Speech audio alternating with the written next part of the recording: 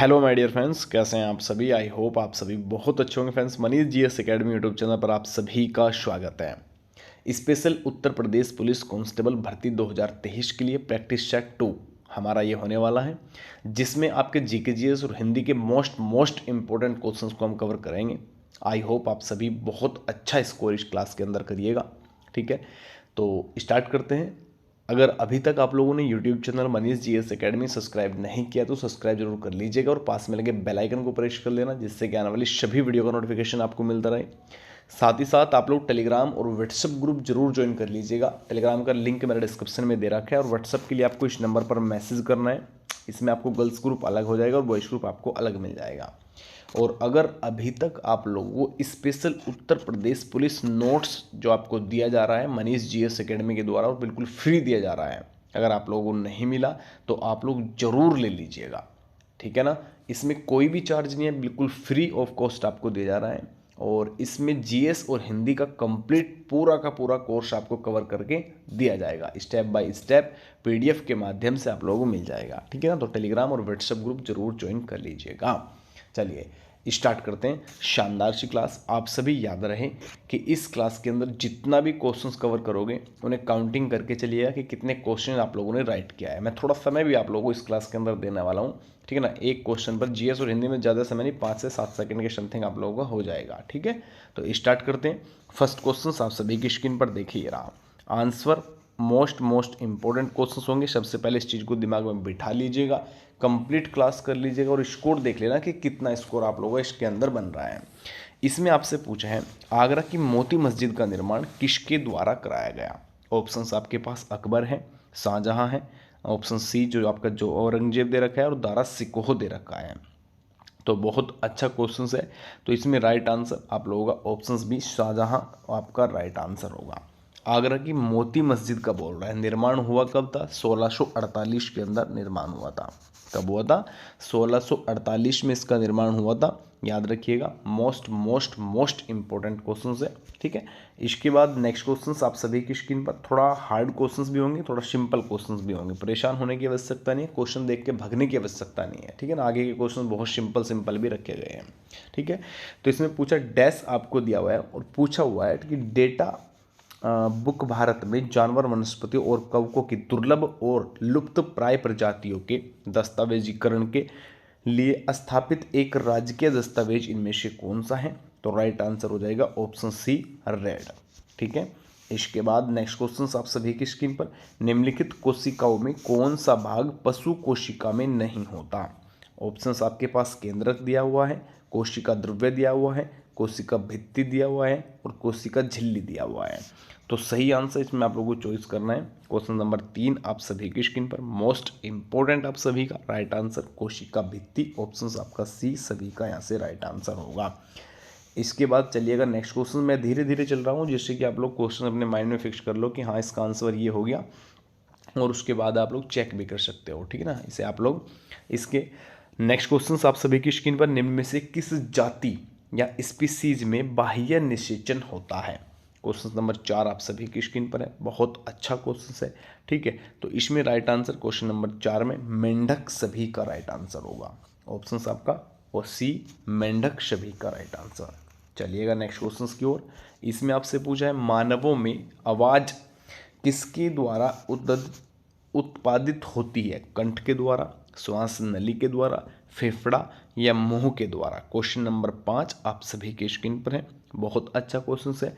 Right answer यहाँ पर आप लोगों का ऑप्शंस आपका ए सभी का राइट आंसर होगा। चलिएगा नेक्स्ट क्वेश्चंस की ओर। नेक्स्ट क्वेश्चंस आप सभी की स्क्रीन पर ये रहा। निम्न में कौन सी मृदा कपास की खेती के लिए उपयुक्त होती है? ऑप्शंस आपके पास लैटेराइट मृदा, जलोढ़ मृदा, काली मिट्टी या फिर लाल मिट्टी। क्वेश्चन नंबर 6 आप सभी की स्क्रीन पर है।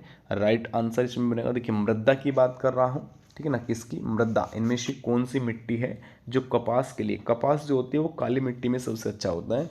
तो यहाँ पे सही आंसर आप लोगों का ऑप्शन सी सभी का राइट आंसर होगा। कौन सा?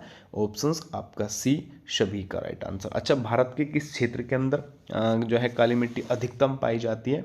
तो क्वेश्चन नंबर 6 में ध्यान रखिएगा, महाराष्ट्र हो गया, कर्नाटक हो गया, गुजरात हो गया, मध्य प्रदेश हो गया, इन राज्यों में सबसे अधिक पाई जाती है। ठीक है, निकलिएगा नेक्स्ट क्वेश्चन की ओर। नेक्स्ट क्वेश्चन आप सभी की स्क्रीन पर ये रहा। देखिए थोड़ा हार्ड क्वेश्चंस भी है, थोड़ा सिंपल क्वेश्चंस भी है ना, तो इस चीज़ को लेके परेशान नहीं होना बिल्कुल भी आप लोग लीजिए। इसमें आपसे पूछा है इनमें से कौन सा जानवर भारत में स्थानिक प्रजाति, वो जानवर स्थानिक प्रजाति किसे कहा जाता है, वो जानवर जो केवल एक ही भौगोलिक क्षेत्र में रहते हैं, इसका उदाहरण नहीं है। तो देखिए राइट आंसर यहाँ पर आप लोगों का ऑप्शन आपका डी सभी का राइट, गाय। चलिएगा नेक्स्ट क्वेश्चन की ओर आइए। इसमें आपसे देखिए डैश आपको दिया हुआ है स्टार्टिंग में ही क्वेश्चन नंबर 8 में, और आपसे पूछा हुआ है कि भारत का सबसे बड़ा बॉक्साइट उत्पादक राज्य कौन सा होगा। बहुत अच्छा क्वेश्चन है, पूछा हुआ क्वेश्चन है, Uttar Pradesh police constable special question होगा। तो राइट आंसर क्वेश्चन नंबर 8 में सिंपली ऑप्शन ए सभी का यहाँ पे राइट आंसर हो जाएगा। ठीक है, चलिएगा नेक्स्ट क्वेश्चन की ओर। इसमें आपसे पूछा है निम्नलिखित में से किस शहर का कोयला उच्चतम गुणवत्ता का होता है। तो देखिए इनमें से, ठीक, चलिए क्वेश्चन नंबर 9 में पूछा है कि किस प्रकार का जो कोयला होगा वो सबसे अच्छी गुणवत्ता का कोयला होता है। और ये क्वेश्चन आप सभी ने देखा भी होगा, 2018 की परीक्षा के अंदर भी पूछा हुआ है, और आपका यहाँ पे 2019 में एक परीक्षा हुई थी उसमें भी पूछा गया है, जो यूपी SSC के द्वारा हुई थी। ठीक है ना, तो क्वेश्चन नंबर 9 की अगर बात करूँ, यहाँ पे जो अधिकतम बच्चे लगाते हैं तो लिग्नाइट लगा देते हैं या आपका बिटुमिन से लगा देते हैं, जबकि दोनों इनमें से कोई सा आंसर नहीं है। राइट आंसर होगा केवल आपका सी, एंथ्रेसाइट। चलिएगा आगे आइए नेक्स्ट क्वेश्चन की ओर। इसमें पूछा है निम्न में से पंजाब का कौन सा प्रसिद्ध वाद्ययंत्र लड़कियों की कई झाड़ियों से मिलकर बना होता है। क्वेश्चन नंबर 10 आप सभी का चिक्का, कौन सा, चिक्का, याद रखिएगा चिक्का जो वाद्ययंत्र है, ऑप्शन आपका सी। चलिएगा नेक्स्ट क्वेश्चन आप सभी की स्क्रीन पर, HTML का विस्तृत रूप इनमें से कौन सा होगा। एक क्वेश्चन बनता है विस्तृत रूप, जो पूर्ण रूप से संबंधित क्वेश्चन बनता है और पूछा जाता है आप लोगों के एग्जाम के अंदर। क्वेश्चन नंबर 11 की मैं यहाँ पे बात कर रहा हूँ, तो राइट आंसर सीधा सीधा बनेगा ऑप्शन से हाइपर टेक्स्ट मार्कअप लैंग्वेज सभी का राइट आंसर, ए राइट सभी का। अब देखिए थोड़ा ये जो क्वेश्चंस आप लोगों ने किए हैं ये एक मीडियम क्वेश्चंस थे बेटा। कैसे मीडियम क्वेश्चन, जिन्हें मात्र वही बच्चे जो है कवर करते हैं जो केवल और केवल प्रिपरेशन करके पहुंचते हैं। ठीक है, अब वे क्वेश्चन जो रट्टा बजा के भी बच्चे कर लेते हैं, आप सभी की स्क्रीन पर लगा हुआ है पहला क्वेश्चन। इसमें पूछा है सुरक्षा परिषद में कितने अस्थायी सदस्य हैं। क्वेश्चन नंबर 12 आप सभी की स्क्रीन पर, मोस्ट इंपॉर्टेंट होगा, सिंपल क्वेश्चन है, आप सभी को राइट आंसर करना है। तो राइट आंसर की अगर बात करूँ ऑप्शन सी 5 सभी का यहाँ से राइट आंसर हो जाएगा। 3 बीघा विवाद में किस देश के साथ है, 3 बीघा विवाद इनमें से किस देश के साथ है भारत का। क्वेश्चन नंबर 13 आप सभी की स्क्रीन पर, तो ये भारत और बांग्लादेश का है। किसका है बेटा, भारत और बांग्लादेश। सही आंसर आपका ऑप्शन से उत्तर प्रदेश पुलिस कांस्टेबल परीक्षा के अंदर पहले पूछा जा चुका क्वेश्चन होगा। ठीक है, समझ लीजिएगा, मोस्ट इंपोर्टेंट है बेटा, अच्छे से पूरा कवर करके आना है एग्जाम इस बार। चलिएगा नेक्स्ट क्वेश्चंस पर आ जाइए। भारत एक गणतंत्र है, इसका अर्थ क्या है। सभी मामलों में अंतिम अधिकार जनता के पास है।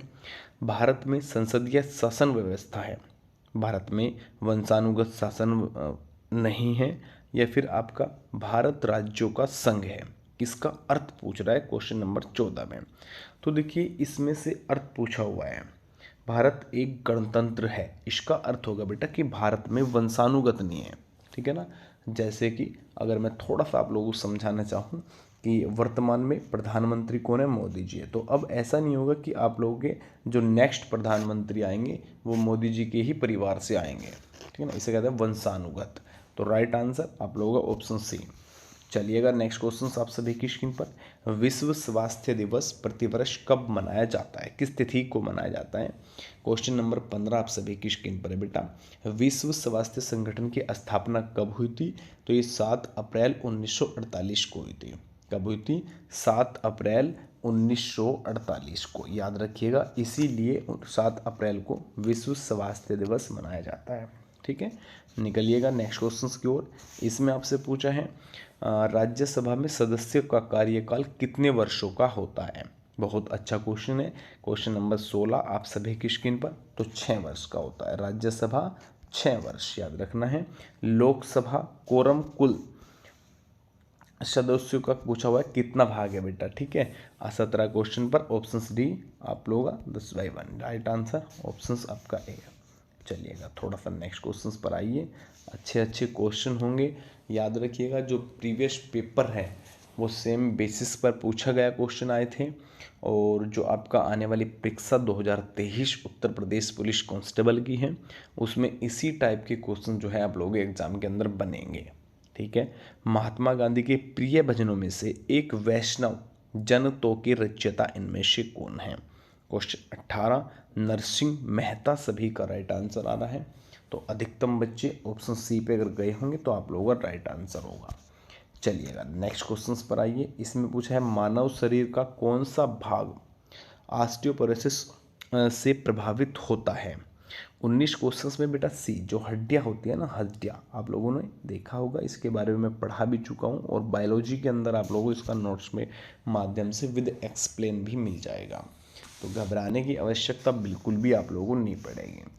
चलिएगा नेक्स्ट क्वेश्चन आप सभी की स्क्रीन पर, इसमें आपसे पूछे हैं, देखिए किसने मगध की राजधानी राजगृह से पाटलिपुत्र स्थानांतरित की। क्वेश्चन नंबर 20 राइट आंसर हो जाएगा अजात शत्रु। किसने किया था? अजात शत्रु ने किया था। राइट आंसर ऑप्शन आपका डी।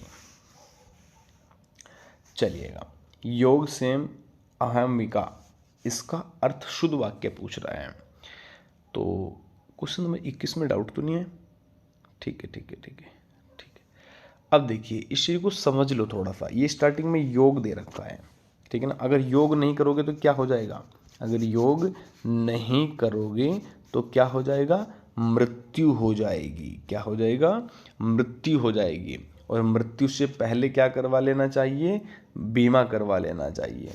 तो सही आंसर आप लोगों का भारतीय जीवन बीमा निगम सभी का राइट आंसर हो जाएगा, LIC ऑफ इंडिया, ठीक है। सीधा मैं एक तरीका थोड़ा ट्रिक के माध्यम से समझाने की कोशिश किया हूँ कि जो स्टार्टिंग में योग है, क्योंकि ये वर्ड सभी के याद नहीं रह पाएगा, ठीक है ना। इसी से समझ जाइए कि अगर योग नहीं करोगे तो मृत्यु हो जाएगी, इससे पहले क्या करना है? बीमा करवा लो अपना, ठीक है, ताकि परिवार खुश रह सके। समझ रहे हो? चलिए नेक्स्ट क्वेश्चन की ओर। इसमें आपसे पूछा है भारत और श्रीलंका को कौन सा जलडमरू मध्य अलग करता है। क्वेश्चन नंबर 22 आप सभी की स्क्रीन पर, पाक जलडमरू मध्य। कौन सा बेटा? पाक जलडमरू मध्य।